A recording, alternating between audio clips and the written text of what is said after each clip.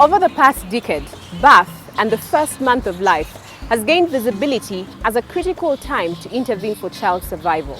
Given that almost half of all child deaths are now in the neonatal period, which is 0 to 28 days. As a mother, this breaks my heart. No child should die. All should have a chance at life. Care for babies before, during, and after the time of birth is a sensitive measure of the functionality of any health system. This is our focus today. I am Rachel Mwine.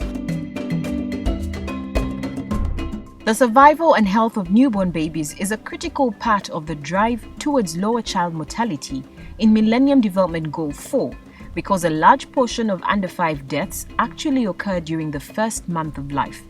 Because many of these deaths are related to care at the time of birth. Very many mothers, they have a problem. At times, when you go to the village, where they are coming from, some they don't have proper care, they don't have what to eat. As you are seeing now, there's a problem with the food issue already. So when a child falls sick, you find that they fear to go to the facilities, because if they go at times to the facility of the government, you find that they don't get proper treatment from that end. They reach there, they tell you that no, there is no medicine. So you find that the mothers also, they fear to go anywhere. So you find that by the end of the day, the woman can fail to come, and you find the child dies of malaria. Newborn health goes hand in hand with the health of mothers, and with the newly introduced maternal voucher, mothers can receive treatment of their children until they turn 6 months old. Originally, the voucher was only helping the mother up to the time of delivery and the first 6 weeks. Initially, the baby wasn't really so much on the board. But when you find this baby is getting some infections within that period, but they are not being catered for. So now it was brought on. It is now like a plus. When you have the voucher, even this child is treated on the voucher. The 3 major causes of neonatal deaths worldwide are infections at 36%, such as pneumonia, tetanus, and diarrhea. Preterm at 28% and birth asphyxia at 23%. In Uganda, malaria, pneumonia, diarrhea, malnutrition, and HIV/AIDS are the major causes of child deaths. Over 300 health workers have been trained in newborn resuscitation or the Helping Babies Breathe program. Here, some of us were trained how to take care of those babies who fail to breathe. Immediately in the labor ward, as we deliver the mother, we scour this baby.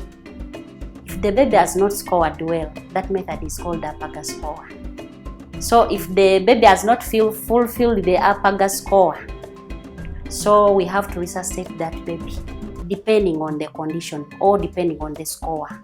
We are scoring 5 things we consider on this baby. We score the color of the baby, then we score the heartbeat, the respiration, and the crying, and then the response. If the baby does not cry in the first minute, that baby has not scored well. And that baby, after being born, has to start breathing. After crying, breathing must start spontaneously. So if those ones are not there, the baby is not scoring well. The baby is not crying. Obviously, this baby needs help, and it is an emergency. So if maybe you are alone in the labor ward, you have to shout for help. We have the whistle around. So if you are in the labor ward and you need help, you just blow the whistle. Whoever hears that whistle, it is only in the labor ward, leaves everything he's doing and rushes to the labor ward to find out what really is there. In the 30 selected high-burden districts, VHTs make 5 home visits, 2 during pregnancy and 3 in the first week after birth, to offer preventive and promotive care and counseling, with extra visits for sick and small newborns to assess and refer. So we are trying our best to educate them by having a latrine, by drinking clean water, by really looking after the baby. The prices of oral rehydration salts, ORS, and zinc have been reduced, and more products are available in the market. As a result, diarrhea treatment has improved.